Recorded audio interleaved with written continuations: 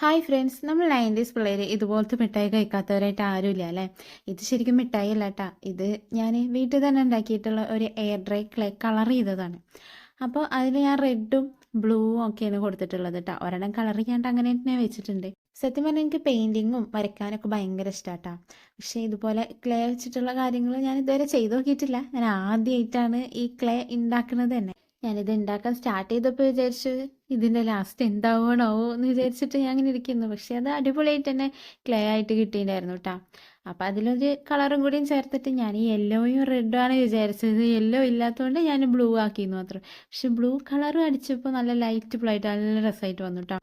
ഇനിയിപ്പോൾ ഈ കളറൊക്കെ ചെയ്ത ക്ലേ കൊണ്ട് എന്ത് ഉണ്ടാക്കും എന്നറിയാണ്ടിരിക്കുകയാണ്. കുറേ നേരം കുത്തിരുന്ന് ആലോചിച്ചു ഇതുകൊണ്ട് പിന്നെ എന്ത് ഉണ്ടാക്കും. പക്ഷെ ഇതുവരെയായിട്ടും അതിനൊരു ഐഡിയ എനിക്ക് കിട്ടിയിട്ടില്ല കേട്ടോ. പിന്നെ ഞാൻ വിചാരിച്ചു മുന്നേ തന്നെ കളർ ചെയ്യേണ്ടിയിരുന്നില്ല, കളർ മിക്സ് ചെയ്യേണ്ടിയിരുന്നില്ല, എന്തെങ്കിലുമൊക്കെ ക്രാഫ്റ്റ് പോലെ ചെയ്തിട്ട് അതിന് പെയിൻറ്റിങ് പോലെ കൊടുത്താൽ മതിയായിരുന്നു എന്ന് അങ്ങനെയും വിചാരിച്ചു. ഇപ്പം എൻ്റെ കയ്യിലുള്ളത് റെഡും ബ്ലൂവും വൈറ്റും, ഈ 3 കളറിലുള്ള ക്ലേകളാണ് ഉള്ളത്.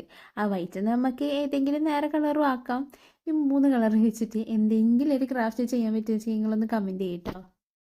ഞാനത് ഉണ്ടാക്കിയപ്പോൾ തന്നെ ചെറിയ ചെറിയ ബോൾസായിട്ട് പല രൂപത്തിലാക്കിയിട്ടൊക്കെ വെച്ച് നോക്കി. പക്ഷെ ഒന്നും അങ്ങോട്ട് സെറ്റായില്ല. ഇനി നിങ്ങൾ കമൻറ്റ് ചെയ്യേ. അപ്പോൾ വീഡിയോ ഇഷ്ടപ്പെട്ട് കഴിഞ്ഞാൽ ലൈക്ക് ചെയ്യുക, കമൻറ്റ് ചെയ്യുക, സബ്സ്ക്രൈബ് ചെയ്യുക, ഒന്ന് സപ്പോർട്ട് ചെയ്യണേ. നിങ്ങൾ ഓരോരുത്തരുടെ സപ്പോർട്ടാണ് എൻ്റെ സ്ട്രെങ്ത്. അപ്പോൾ